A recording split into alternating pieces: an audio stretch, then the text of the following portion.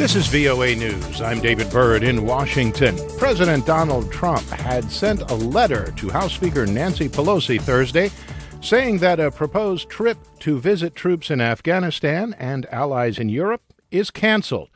AP Washington correspondent Sagar Meghani reports. Pelosi yesterday moved to delay the president's State of the Union address. But we haven't heard, as very silent, more than 24 hours. In remarks at the Pentagon, the president did not address the request, but re-upped his demand for border wall money. We need strong barriers and walls. And hours later, he did flex his executive power, denying Pelosi the use of a government aircraft for a planned trip to Egypt, Brussels, and Afghanistan.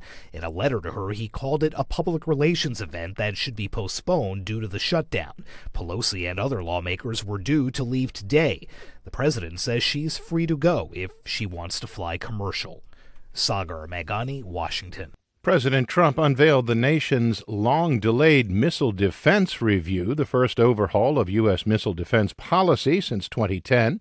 Speaking at the Pentagon Thursday, Trump said the aim is to counter missile developments by U.S. adversaries. They're increasing their lethal strike capabilities, and they're focused on developing long-range missiles that could reach targets within the United States. Officials say the doctrine, initially expected in 2017, has been frequently rewritten to keep up with changing missile threats posed by North Korea, China, Russia, and Iran. Recognizing the potential concerns surrounding any perceived weaponization of space, the strategy pushes for studies only. No testing is mandated, and no final decisions have been made.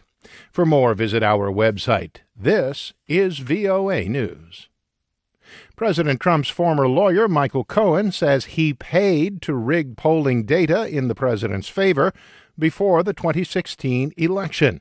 AP correspondent Warren Levinson has details. The president's former fixer, Michael Cohen, was responding to a Wall Street Journal story that said he shortchanged a technology company for its work manipulating polling data in 2014 and 2015.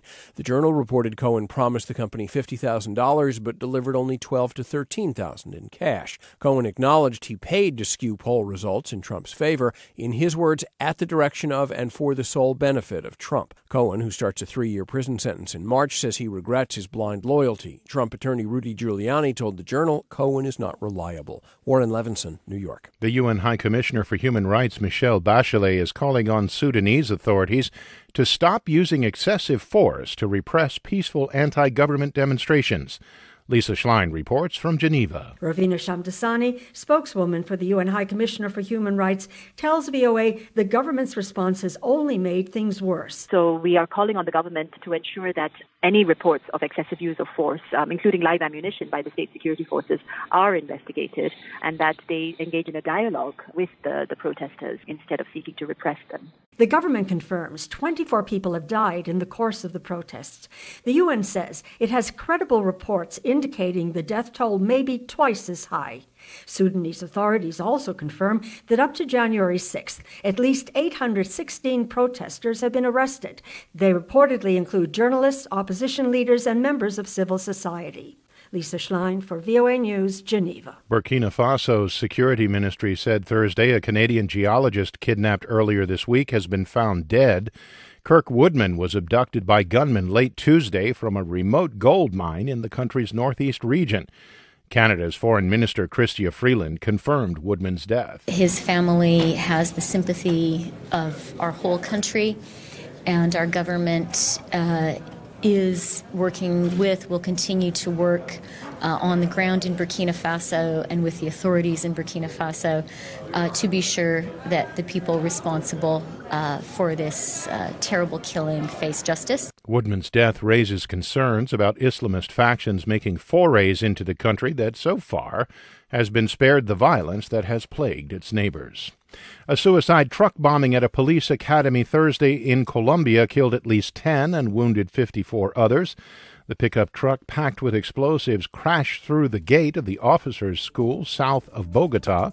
Colombian prosecutors have identified the driver, but no group has claimed responsibility. For more, visit our website. I'm David Byrd, VOA News.